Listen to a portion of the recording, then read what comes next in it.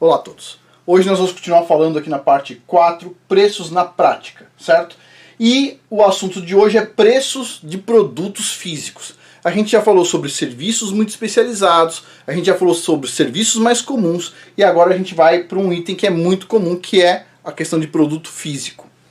Então vamos lá. Principais itens que afetam os preços de um produto físico. O primeiro item é a apresentação do produto, né? Ou seja, a embalagem, a história, o conteúdo, a moral da marca, o conceito, né? Você tem uma marca, por exemplo, de um produto que, sei lá, houve fraude num produto num tempo atrás. É um problema no produto, certo? A embalagem é fundamental, todo mundo compra o produto sem experimentar ele. Ninguém compra uma bolacha experimentando, por exemplo, qualquer outra coisa. É bom ter uma boa embalagem, uma boa aparência.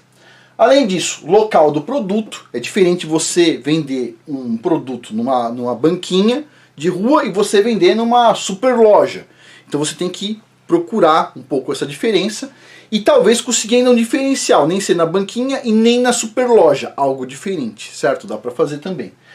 Além disso, confiança no produto, o seu sorriso, obviamente você vai passar a confiança através da forma como você se expressa, né? Facilidade de compra. Por exemplo, o local para estacionar o carro. Isso é uma facilidade de compra. Ou uma facilidade para você conseguir pagar. Tem cartão de crédito ou não. Tudo isso varia, certo? Prazo de entrega influencia muitas vezes. E qualidade real e qualidade visível do produto. Então, sim, em alguns casos a embalagem é importante. Sim, né? Muitos casos, na verdade, é importante. E você vê aqui, ó, por exemplo, o rapaz aqui analisando os dois produtos para entender a diferença entre um e outro. Às vezes a diferença de preço é grande, às vezes é pequena e ele quer tentar entender, obviamente. Criar produtos com embalagens similares só ajuda ao copiador de produtos se afundar, né? O cara vai lá, pensa o seguinte, tem essa embalagem, eu vou copiar o outro cara. Copiar nunca é uma boa alternativa, isso não vai te dar diferencial. Isso só vai permitir você concorrer de igual para igual. Só que concorrer de igual para igual, quem está definindo o seu preço e sua qualidade é o seu concorrente, certo? Pois bem, um produto ele pode ter um preço maior que o normal apenas por vender uma ideia confortante. Todo mundo já sabe disso. Como estar ajudando o planeta. Então, infelizmente, isso é uma das coisas que tem hoje em dia, que é assim, é tal marca de produto de beleza, torna a Amazônia sustentável, ajuda os ribeirinhos da Amazônia, etc. Será que tudo isso é dessa forma, né? Você sabe que tem muitas coisas que são propagandas. Tudo bem, mas tem uma imagem por trás. Agora, vender algo com preço errado é como como o Brasil, que vende minério de ferro a preço de banana para depois recomprá-lo com preço muito mais caro processado. Ou seja, vender por preço errado você vai se dar mal. Você vende uma coisa e depois você vai comprar a mesma coisa, só que processada. Então, por exemplo, aqui o senhorzinho vendendo mamão, certo? Será que é mais interessante nesse caso aqui o senhorzinho tentar vender o mamão, tentar vender o doce de mamão? Ele tem que pensar, certo? Cada um tem que pensar na forma como vai fazer a venda, ou como vai apresentar um produto.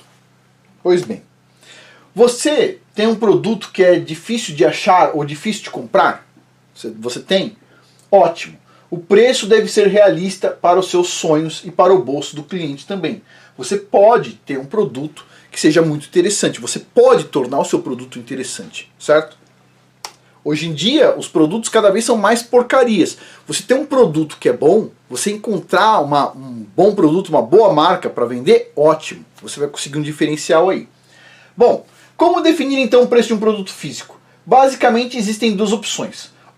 Pesquisar no mercado, se aproximar do valor dos seus concorrentes, e nesse caso quem define o preço do seu produto é o seu concorrente, e não você teve um problema aí, certo? Ou definir o preço antes do produto, e depois redefinir o produto em função do preço. Então você define o preço e depois o produto. O que você quer vender? Depende do preço, certo? Bom, vamos primeiro a um exemplo real. Então uma pessoa resolveu ganhar dinheiro vendendo perus. Perus, tá? Ela fez uma consulta de preço no mercado e o preço de um peru abatido, limpinho, embalado lá no Walmart, isso aqui é um caso real, tá? Tá em dólar, porque é aqui nos Estados Unidos. Então lá no Walmart custava $18, ok? Pois bem, o custo mínimo de criação é de 20 dólares, mas lá no mercado custa 18. Então se alguém for criar, vai tomar 2 dólares de prejuízo no final, ok? Pois bem, inviabilizando o projeto. Porém, em uma hipótese inicial, aceitou-se o custo de apenas 8 dólares. O pessoal, quando estava fazendo isso, não sabia. Pensava que o custo não era 20, pensava que o custo era 8 e que teria um lucro de 10, certo? Pois bem, o que seria um erro enorme, porque o custo era maior do que o preço. Pois bem, então, pois seria um erro enorme, pois a operação na verdade seria deficitária. Porém, vamos aceitar esse número em um primeiro momento, como essa pessoa fez. Então a pessoa pensou que esse valor era 8 dólares o custo, ela venderia então a 20, né? Desculpa, venderia 18, ganharia só 10. Essa era a ideia inicial. Pois bem, então vamos lá. Só que essa pessoa fez um exercício que o pai dela ensinou, tá? Vocês já podem ter uma noção de quem que é a pessoa e de quem que é o pai da pessoa. Então vamos dar uma olhada aqui. Só que essa pessoa fez o exercício que o pai dela ensinou. Ou seja, primeiro defina o quanto você quer ganhar e depois delimite o seu produto. Não é o seu produto que delimita seu preço, ok? É o seu preço que delimita seu produto. Pois bem, então a meta dessa pessoa era ganhar 1.200 dólares. Era a meta, tá? É uma jovem e ela estava com a meta de 1.200 dólares. Não uma pessoa adulta nem nada, uma jovem, 1.200. Com base nisso, ela dividiu 1.200 por 10 dólares de lucro que ela imaginou que ia dar por ave e encontrou que ela precisaria de 120 perus para vender, ok?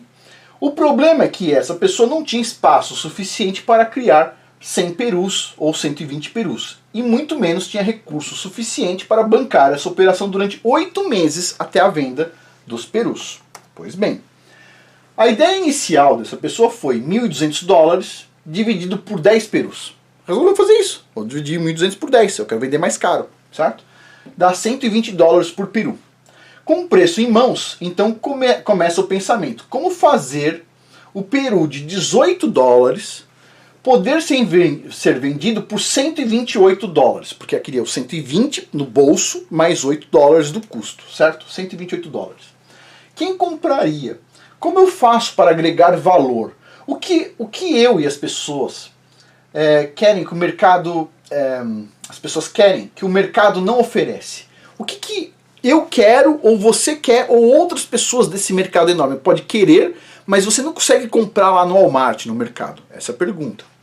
Bom, as respostas foram: o mercado não oferece perus vivos, é muito difícil comprar peru vivo, certo? O mercado não oferece perus de crescimento lento, como os antigos, é só peru rápido, que cresce muito rápido, certo? O mercado não vende ovos de peru, é verdade. O mercado não permite você criar o seu próprio peru, são coisas que não dá para fazer, o mercado não te dá essa possibilidade. Talvez alguém que te dê essa possibilidade te pague mais. Pois bem, a estratégia então dessa pessoa foi criar 10 perus macho e resolveu criar mais 10 peruas fêmeas e vender o casal de perus por 250 dólares. Essa foi a estratégia, certo? 10 peru macho, 10 fêmea, 10 casais a 250 dólares. Ou o macho por 120 ou a fêmea por 180. Daria 300 dólares, certo? Se comprasse individualmente. Pois bem, os perus cresceram e o custo estimado inicial era de 8 dólares por peru, que se mostrou acima, se mostrou 20 dólares por peru. Pois bem, ou seja, acima do preço do concorrente. Se a gente tivesse feito lá, por exemplo, o preço do concorrente, nesse caso aqui teria tomado um prejuízo. Se o preço adotado fosse do concorrente, o produto não teria sido repensado e o resultado teria sido prejuízo. Como a pessoa que bolou isso aqui não pensou no preço do concorrente, pensou no preço que ela quer, ela mudou então a estratégia. O custo de criação dos 10 casais ficou perto de 400 dólares, certo? 20 dólares por peru. Macho a fêmea, né? São 20 no total, 10 macho, 10 fêmea. A pessoa conseguiu vender 7 casais de peru por 250 dólares, gerando uma receita de 1.750 e um lucro parcial líquido de 1.350 dólares. Ou seja, acima do desejado inicialmente. Ok? Ok. E os outros 3 casais de peru? Só vendeu 7 casais, sobrou 3. Bom, o professor dessa pessoa, que ensinou a definir preços por acaso, ok? Comprou com um bom desconto por $100 cada casal, bom desconto, bom negócio, hein? Gerando um caixa extra ainda de $300 para aumentar no valor inicial. Pois bem, bom, com esse extra, a receita final ficou em $2.000 e o lucro líquido ficou em $1.650. Bom, o professor dessa pessoa sou eu e essa pessoa que fez isso aqui foi minha filha, certo? Então minha filha conseguiu, já 2 anos atrás, esse resultado aqui, simplesmente repensando as coisas. Ou seja, a gente tem que incentivar também as crianças a entrar num negocinho, fazer uma coisinha, aprender a vender, aprender a fazer as coisas para elas começarem a tomar sua independência, certo? E nesse caso aqui, minha filha, ótimo, fez um ótimo negócio, conseguiu, né? E além da minha expectativa, fez um bom negócio, repensou, teve muito trabalho, certo? A gente estimula a pessoa para pensar. Vamos pensar, será que dá para concorrer com o Walmart, a gigante do mundo? Talvez não, né? Então assim, dá para repensar. Mas para você repensar, lembre-se, se você pensar no produto e definir o preço do produto depois, você está bloqueado no produto. Se você define o preço primeiro e depois define o produto em função do preço, a sua mente fica mais aberta. Tem perguntas e tem caminhos que fazem você ir num caminho estreito. Isso não é ruim na parte de, isso é ruim na parte de negócios. E tem perguntas e tem caminhos que faz você ter uma visão mais geral, ok? Definir o preço primeiro e depois o produto é uma coisa que amplia o seu pensamento, a sua forma de pensar. E definir primeiro o produto, depois o preço é o inverso disso, certo? Pois bem, voltando. Como definir o preço de um produto? Essa pergunta então deveria ser considerada errada. A pergunta correta seria: como definir as características de um produto em função do preço? Veja, você pensa que uma camisa de grife custa R$300 porque ela é de grife, ou a grife foi criada porque alguém queria vender camisas de R$300? Percebe? As pessoas pensam o seguinte: ah, essa camisa de grife, então o cara foi lá e colocou R$300. Negativo. O cara queria vender camisa de R$300, então ele teve que criar uma grife para conseguir vender uma camisa que só custa 20 por 300. Ele é o inverso, percebe? Primeiro ele definiu o preço é 300. Agora eu quero vender camisa, então eu preciso de uma grife.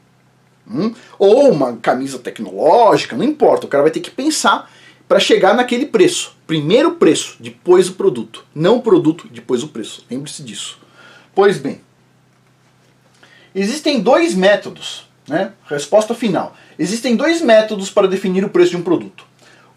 Você investiga o mercado, colhe dados com base nos preços dos seus concorrentes e define o preço competitivo ao do seu concorrente. E aí você está perdido, porque quem está definindo o preço é o seu concorrente, não você.